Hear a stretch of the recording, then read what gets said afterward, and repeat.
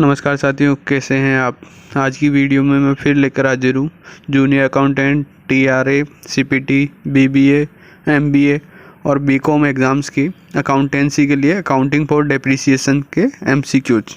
तो क्वेश्चन 14 है, depreciation charge under return down value oblique diminishing method, मतलब अवलेखित मूल्य या ह्रासमान पद्धति के तहत प्रभारित मूल्यह्रास। मतलब इस WDV मेथड के हिसाब से अपन जो मूल्यह्रास लगाते हैं, प्रभावित करते हैं, वो क्या होता है। तो ऑप्शन बी आएगा, डिक्रीज एवरी ईयर, मतलब हर साल घटता है। तो इस पद्धति में अपन जब मूल्यह्रास लगाएंगे, डिप्रिसिएशन लगाएंगे, तो वो क्या है कि WDV जो वैल्यू होती है, मतलब रिटर्न डाउन वैल्यू या डिप्रिसिएशन के बाद जो बैलेंस बचता है एसेट्स का, उस पर अपन डिप्रिसिएशन लगाते हैं। तो हर साल वैल्यू कम होती जाएगी डिप्रिसिएशन की वजह से। तो अपन जो कम हुई हुई वैल्यू पे डिप्रिसिएशन लगाएंगे तो ऑब्वियसली डिप्रिसिएशन भी हर साल कम होएगा या घटेगा वो। फिर क्वेश्चन 15 है, what is the rate of charging depreciation under return down value oblique diminishing method, मतलब अवलेखित मूल्य या आसमान पद्धति के तहत मूल्यह्रास प्रभावित करने की दर क्या है। तो मतलब किस रेट से अपन मूल्यह्रास लगाएंगे इस WDV मेथड में। तो इसमें ऑप्शन डी आएगा, नॉट फिक्स्ड, मतलब ये दर निर्धारित नहीं है, ये कितनी भी हो सकती है, 5, 10, 20, 25 कुछ भी % हो सकता है। तो ये फिक्स नहीं है, ये वेरी करता है फर्म टू फर्म और जो फिक्स असेस्ट है उसके हिसाब से। फिर क्वेश्चन 16 है, under reducing balance method depreciation to be charge, मतलब अवलेखित मूल्य पद्धति के तहत मूल्यह्रास प्रभावित किया जाएगा। तो किस वैल्यू पर अपन ने डेप्रिसिएशन लगाते हैं WDV मेथड में। तो यहाँ ऑप्शन डी आएगा, नन ऑफ दिस, मतलब इनमें से किसी पे भी नहीं। ना तो वो स्क्रैप वैल्यू अवशिष्ट मूल्य पर लगाएंगे, ना ओरिजिनल वैल्यू मतलब मूल लागत पर, ना ही ऑन रियल वैल्यू मतलब उसकी जो वास्तविक या मार्केट वैल्यू है उस पर लगाते हैं। अपन ये किस पे लगाते हैं, ये लगाते हैं अपन बुक वैल्यू पे, जैसे मैंने अभी बताया था। बुक वैल्यू क्या होती है, रिटर्न डाउन वैल्यू, मतलब जिसमें ओरिजिनल वैल्यू में से डेप्रिसिएशन कम करते हैं, तो जो बुक वैल्यू बचती है पुस्तक मूल्य, उस पर ये लगता है। फिर क्वेश्चन 17 है, the return down value on an asset after 3 years of depreciation on reducing balance method at 15% per annum is ₹49,130। What was its original value, मतलब अवलेखित मूल्य पद्धति पर 15% प्रतिवर्ष की दर से 3 वर्षों के मूल्यह्रास के बाद संपत्ति का अवलेखित मूल्य ₹49,130 है। इसका मूल मूल्य क्या था। मतलब अपन ने 3 साल तक 15% की रेट से WDV मेथड से अवलेखित मूल्य पद्धति से किसी संपत्ति पे अपन ने मूल्यह्रास चार्ज किया है, डेप्रिसिएशन लगाया है 3 साल तक। उसके बाद उसकी जो रिटर्न डाउन वैल्यू मेथड यानी बुक वैल्यू जो बची है वो है ₹49,130। तो अब इसकी मूल लागत अपने को पता करनी है कि ओरिजिनल जो अपन ने इसको खरीदा था तो इसकी क्या कॉस्ट थी। तो उसके लिए मैंने देखो साइड में आपको बता रखा है, डिस्क्राइब कर रखा है। तो देखो अपन उल्टा चलना पड़ेगा इसमें अपने को, उल्टा इस हिसाब से कि WDV पता है अपने को 3 साल बाद, उसकी बुक वैल्यू पता है ₹49,130। तो अब अपन इसमें 3rd ईयर का जो डेप्रिसिएशन लगा है वो जोड़ देंगे। तो वो किस हिसाब से निकालेंगे, ₹49,130 तो क्या है 85% है, क्योंकि इसमें 15% डेप्रिसिएशन लग चुका है। तो 15% यानी डेप्रिसिएशन कितना होएगा, वो आ रहा है ₹8,670। तो वो अपन इसमें जोड़ देंगे। तो WDV आफ्टर 2 ईयर, मतलब 2 साल बाद वैल्यू अपने को पता चल जाएगी। तो वो 57,800 थी। फिर इसमें अपन डेप्रिसिएशन जो 2nd ईयर का है वो और जोड़ देंगे उसी मेथड से कि 57,800, तो 85% है। तो 15% कितना होगा, वो डेप्रिसिएशन निकालेंगे, वो 10,200 आएगा। वो अपन इसमें जोड़ेंगे। तो WDV आफ्टर 1 ईयर, मतलब बुक वैल्यू 1 साल बाद, 1 साल का जो डेप्रिसिएशन लगाने के बाद जो बुक वैल्यू बचेगी वो आ गई अपनी 68,000। ऐसे ही फिर 1st ईयर का भी अपन डेप्रिसिएशन लगा देंगे, वो इस 68,000 85% है। तो 15% कितना होगा, तो डेप्रिसिएशन 12,000 आएगा। तो वो अपन 68 में 12 जोड़ेंगे तो 80,000 आ जाएगा।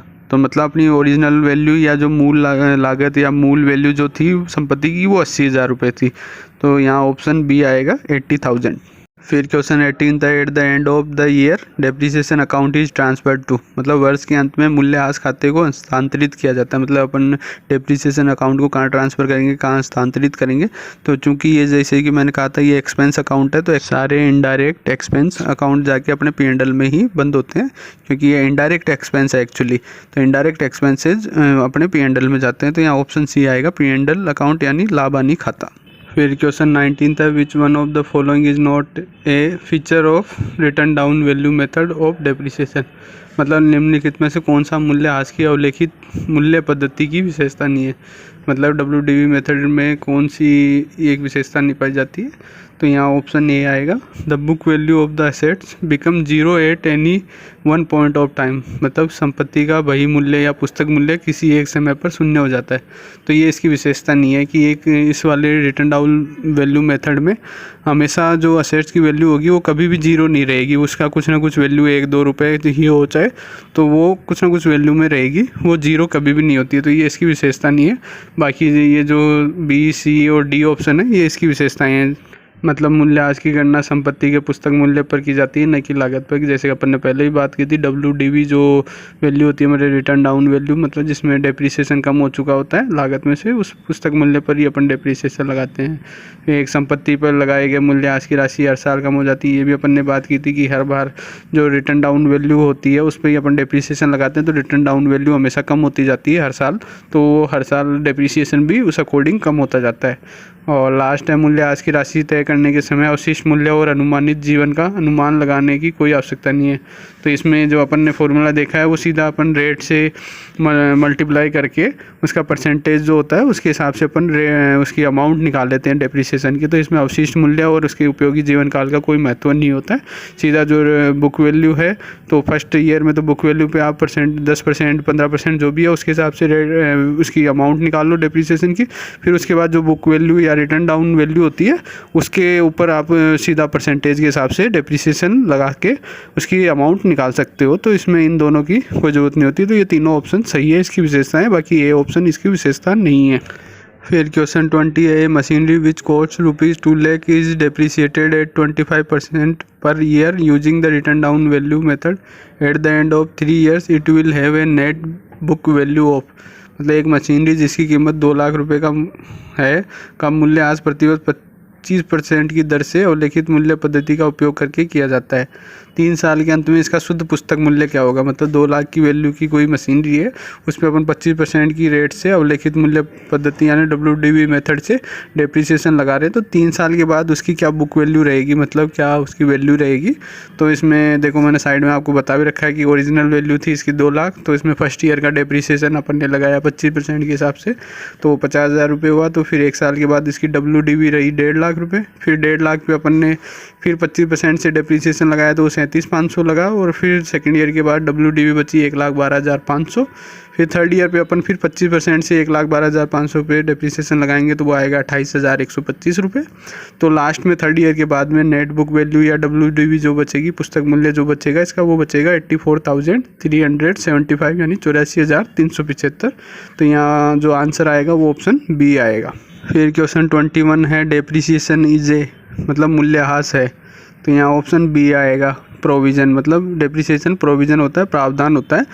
फिर क्वेश्चन 22 है, an alternative term used for accumulated depreciation expenses, मतलब संचित मूल्यह्रास व्यय के लिए प्रयुक्त एक वैकल्पिक शब्द। मतलब संचित जो मूल्यह्रास है, मतलब जो टोटल आपने मूल्यह्रास व्यय किया है, जो डेप्रिसिएशन लगाया, उसके लिए अपन क्या वर्ड और यूज कर सकते हैं। तो यहाँ ऑप्शन ए आएगा, प्रोविज़न फॉर डेप्रिसिएशन, यानी मूल्यह्रास के लिए प्रावधान। जैसा कि अपन ने पहले भी बात की थी, ये प्रोविज़न ही होता है डेप्रिसिएशन, तो इसको अपन प्रोविज़न फॉर डेप्रिसिएशन भी यूज कर सकते हैं। फिर क्वेश्चन 23 है, which method of charging depreciation is accepted by income tax act, मतलब मूल्यह्रास लगाने की कौन सी विधि को आयकर अधिनियम द्वारा स्वीकार किया जाता है।